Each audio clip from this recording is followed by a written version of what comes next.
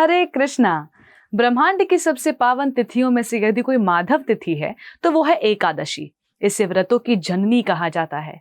एकादशी केवल अन्न का त्याग नहीं है, बल्कि ये अपनी 10 इंद्रियों और 11वें मन को संसार से समेटकर श्री हरि के चरणों में लगाने का दिन है। पद्म पुराण के अनुसार एकादशी का व्रत करने से व्यक्ति के जन्म जन्मांतर के वे पाप भस्म हो जाते हैं, जिन्हें गंगा स्नान भी स्पर्श नहीं कर पाता। ये वो दिन है जब वैकुंठ के द्वार खुलते हैं और भक्त का सीधा संवाद अपने आराध्य से होता है। फाल्गुन शुक्ल पक्ष की इस एकादशी को आमलकी एकादशी कहा जाता है, जो साक्षात भगवान विष्णु और आंवले के वृक्ष को समर्पित है। जब ब्रह्मा जी ने सृष्टि की रचना की, तब भगवान विष्णु के मुख से एक दिव्य ज्योति बिंदु गिरा, जिसे आंवले के वृक्ष की उत्पत्ति हुई। इसलिए इसे आदि वृक्ष कहा जाता है। इस वृक्ष के कण कण में देवताओं का वास है। शास्त्र कहते हैं कि आमलकी एकादशी के दिन आंवले के वृक्ष के नीचे भगवान का पूजन करना 1000 गौदान के पुण्य के समान है। प्राचीन काल में राजा चित्रसेन के राज्य में हर कोई एकादशी का व्रत करता था। एक बार राजा शिकार के दौरान घने जंगल में फंस गए और राक्षसों ने उन्हें घेर लिया। जैसे ही उन राक्षसों ने प्रहार करना चाहा, राजा के शरीर से एक दिव्य ज्योति प्रकट हुई और उसने सभी शत्रुओं का अंत कर दिया। जब राजा की चेतना लौटी तो उन्होंने पूछा, मेरी रक्षा किसने की?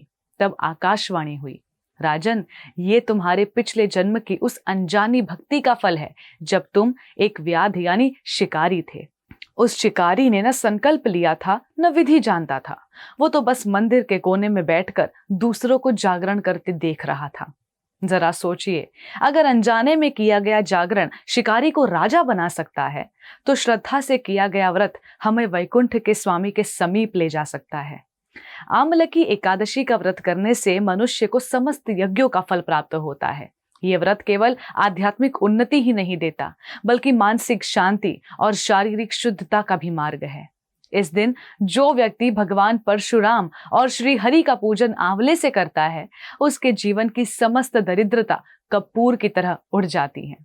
ये एकादशी रंग भरी एकादशी भी कई स्थानों पर कहलाती है, जहां से होली के दिव्य उत्सव का प्रारंभ हो जाता है। अक्सर लोग कहते हैं कि भक्ति तो बुढ़ापे के लिए है, लेकिन याद रखिए, रावण को मारने के लिए राम को युवा होना पड़ा था। क्या आप सड़े हुए फल भगवान को चढ़ा सकते हैं? नहीं ना। तो फिर ये जर्जर और थका हुआ शरीर भगवान को क्यों अर्पण करना चाहते हैं? भक्ति ऊर्जा का काम है, मजबूरी का नहीं। प्रहलाद महाराज ने 5 वर्ष की आयु में भक्ति की थी। जवानी में इंद्रियों को वश में करना वीरता है, बुढ़ापे में तो इंद्रियां खुद ही हार मान लेती हैं। रिटायरमेंट का इंतजार मत कीजिए, क्योंकि यमराज के पास कोई रिटायरमेंट प्लान नहीं होता। भक्ति तब कीजिए जब खून में रवानी हो, क्योंकि बुढ़ापे में तो केवल कहानियां रह जाती हैं। जवानी ही वो समय है जब आप भगवान कृष्ण के लिए अपनी कुर्बानी दे सकते हैं। दुर्लभम मानुषम जन्म, ये शरीर करोड़ों जन्मों के बाद एक ऐसा मौका मिला है जिसे गंवाया नहीं जा सकता। ये शरीर कोई कचरा पात्र नहीं है जिसमें केवल भोग और वासना भरी जाए।